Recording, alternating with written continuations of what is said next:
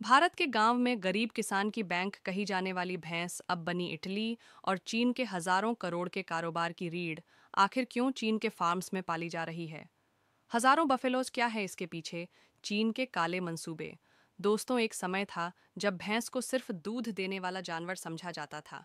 लेकिन आज भैंस पालना सिर्फ दूध बेचने तक सीमित नहीं रहा, बल्कि बफेलो फार्मिंग दुनिया भर में तेजी से फैल रही लाखों करोड़ों की इंडस्ट्री बन चुकी है, जिसका फायदा चीन और इटली जैसे देश पूरे जोरों शोरों से उठा रहे हैं।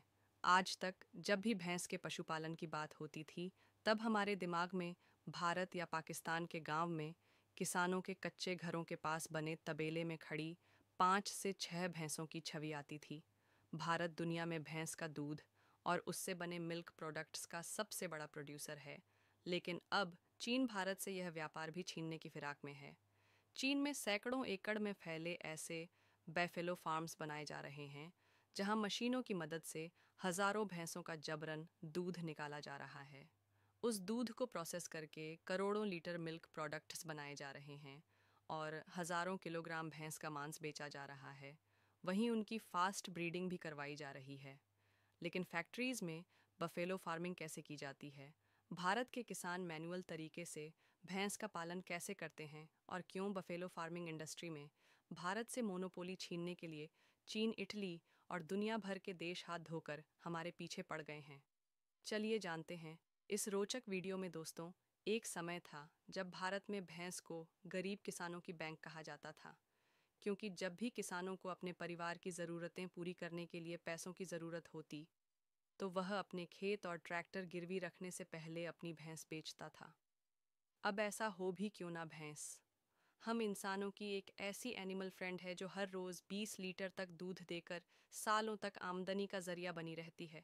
इसलिए भारत के कुछ किसानों के पास 4 से 5 भैंसों वाले छोटे तबेले, तो कुछ के पास हजारों भैंस के बड़े तबेले, जहां से हर रोज़ भैंस का ताज़ा दूध गांव की डेयरी तक पहुंचता है और इसी दूध से बने मिल्क प्रोडक्ट्स भारत समेत विदेशों में भी बिकता है।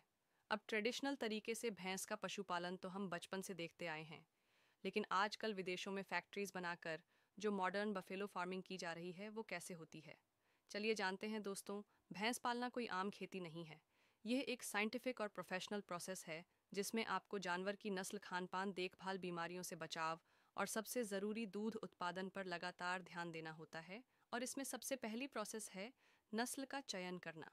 अब भारत में कई देसी भैंसों की नस्लें, जैसे मोरा, जाफराबादी महसाना और नीली रावी नागपुर और सूरती, इनमें से सबसे ज़्यादा पॉपुलर है मोराह भैंस, जिसे दूध की मशीन भी कहा जाता है, क्योंकि यह भैंस एक दिन में करीब 20 लीटर तक दूध दे सकती है। इसलिए भारत के ज़्यादातर किसान यही नस्ल चुनते हैं, जबकि चीन के फार्मर्स में भी भारत से इंपोर्ट की गई मुराह स्वाम और पूजो बफेलो के भैंस को चुना जाता है। वहीं इटली में मेडिटेरियन नस्ल की भैंस चुनी जाती है, जिसका दूध खास तौर पर इटली की फेमस मोज़रेला चीज़ बनाने के लिए इस्तेमाल किया जाता है। जिसके बाद भैंसों की संख्या के हिसाब से 50 से 100 एकड़ का बफेलो फार्म बनाया जाता है, जो एक तरह का तबेला होता है, जिसमें भैंसों के झुंड बनाकर उन्हें अलग अलग रखा जाता है।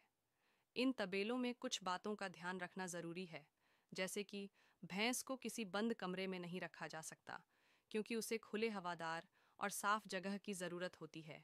इसलिए तबेले की दीवार ऊपर तब बंद नहीं होनी चाहिए। वहीं तबेलों के ऊपर टिन या बेस्टस की छत होना ज़रूरी है, क्योंकि गर्मी में भैंसों को हीट स्ट्रोक हो सकता है।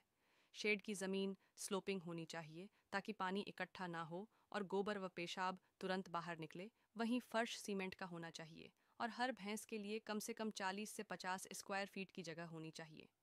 चीन और इटली में करीब 2000 से 3000 भैंसों के बड़े फार्म्स बनाए जाते हैं और वहाँ के किसान इन भैंसों को खिलाने के लिए पास में ही घास की खेती करते हैं, ताकि ट्रांसपोर्टेशन का खर्च बच सके।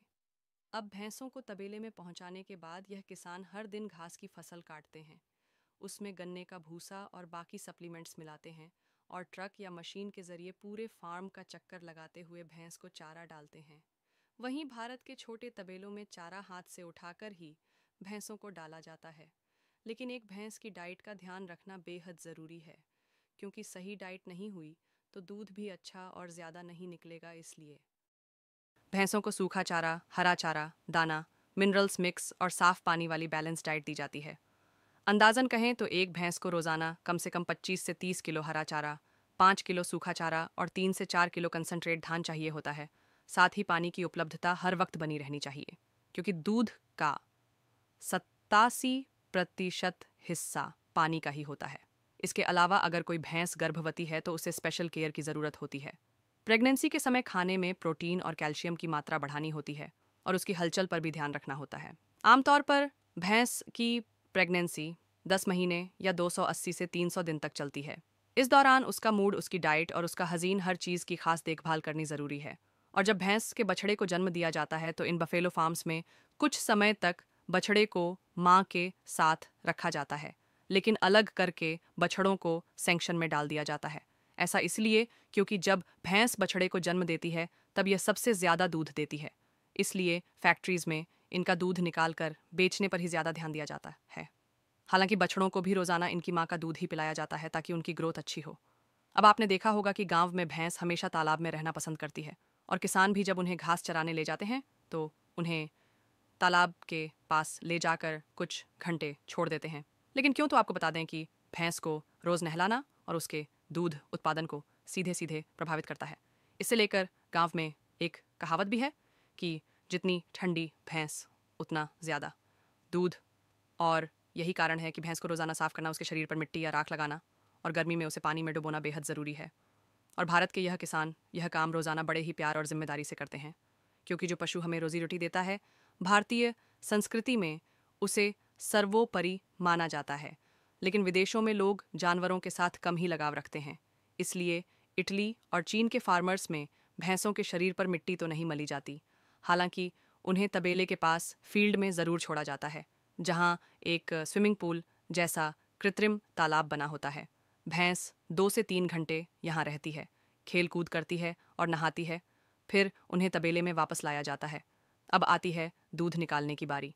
तो सबसे पहले भारत के छोटे किसान की बात करें, जिन्होंने इतनी बड़ी बफेलो फार्मिंग इंडस्ट्री बनाई है। तो दूध निकालना एक बहुत ही सिस्टमैटिक प्रोसेस है। सुबह और शाम दिन में 2 बार साफ सुथरे हाथों से एकदम शांत माहौल में भैंस का दूध निकाला जाता है, जिन्हें किसान तुरंत गांव की डेयरी में जमा करवा कर आते हैं, क्योंकि इन्हें जल्दी ठंडा करना ज़रूरी है या फिर उबालना, वरना यह फट जाएगा। जबकि चीन और इटली के बफेलो फार्म्स में मिल्किंग मशीन का इस्तेमाल किया जाता है, जैसे कि यह 70 भैंसों का दूध एक साथ निकालने वाली रोटरी मशीन, जिसमें भैंसों को अलग अलग सेक्शन से उल्टा खड़ा कर दिया जाता है और अब एक वर्कर इन भैंसों के साथ दूध खींचने की मशीन अटैच कर देता है, जो कुछ ही मिनटों में इन भैंसों का पूरा दूध निकालकर पाइप के जरिए एक कंटेनर में इकट्ठा कर देती है। अब इन मिल्किंग मशीनों को लेकर कुछ लोगों का कहना है कि इससे भैंस को दर्द नहीं होता और दूध भी जल्दी साफ निकल जाता है, जबकि कुछ का कहना है कि इससे भैंस को तकलीफ होती है। खैर, इस बारे में आप अपनी राय हमें कमेंट्स में ज़रूर बताइए। अब आगे बढ़ें तो इस दूध को आगे का सफ़र तय करना होता है। वो शुरू होता है मिल्क प्रोसेसिंग प्लांट तक, जहां इस दूध में प्रोटीन, फैट, बैक्टीरिया और बाकी एंटीबॉडीज़ रेड्यूसेस की स्टडी की जाती है। फिर इसे पेस्टराइजेशन प्रोसेस में डाला जाता है, यानी इसे एक निश्चित तापमान तक गर्म किया जाता है और फिर जल्दी से ठंडा कर दिया जाता है, ताकि उसमें मौजूद हानिकारक बैक्टीरिया और सूक्ष्म जीव मारे जा सके। इस प्रोसेस में उबाले बिना ही दूध से बैक्टीरियाज निकाल दिए जाते हैं, पोषक तत्व बचाए जाते हैं और शेल्फ लाइफ भी बढ़ा दी जाती है, और इसका स्वाद भी वैसा का वैसा रहता है। अब आगे इसे कोल्ड स्टोरेज में स्टोर किया जाता है और पैक करके मार्केट में बेचने के लिए रवाना कर दिया जाता है। यहाँ फिर इससे चीज़ और पनीर जैसे मिल्क प्रोडक्ट्स भी बनाए जाते हैं। अब बात करें बफेलो फार्मिंग की दुनिया का सबसे बड़ा पशुपालन व्यापार इसे क्यों माना गया है और इससे किसान कैसे पैसे कमाते हैं। तो इस व्यापार में कमाई के कुल 6 तरीके हैं। पहला, दूध बेचना। मान लो एक भैंस अगर 10 लीटर दूध देती है और हर लीटर का रेट 60 रुपये है, तो महीने की कमाई करीब 18,000। दूसरा, गोबर से बायोगैस बनाना। जी हाँ, 10 भैंसों का गोबर इकट्ठा करके एक छोटा सा बायोगैस प्लांट चलाया जा सकता है, जिससे बिजली भी बनती है और गैस भी बचा हुआ स्लरी खेत में जैविक खाद बनकर जाता है, यानी खर्चा कम, फायदा ज़्यादा। तीसरा, बछड़े बेचना। एक अच्छी नस्ल का नर बछड़ा या मादा बछिया 25,000 रुपये से 100 रुपये तक की कीमत में बिकते हैं और कई बार तो नस्ल के हिसाब से 1 लाख रुपये तक भी चौथा दूध से बने प्रोडक्ट्स बेचना, जैसे घी, पनीर, मावा, दही, छाछ आदि। इनकी डिमांड आजकल इतनी बढ़ गई है कि हर शहर में ऑर्गेनिक डेयरी ब्रांड्स खुल रहे हैं और किसान खुद इस कड़ी में शामिल हो रहे हैं। पांचवा, खेती में इस्तेमाल भैंस का गोबर मूत्र और नहाने का पानी खेतों के लिए नेचुरल खाद और कीटनाशक का काम करता है, जिससे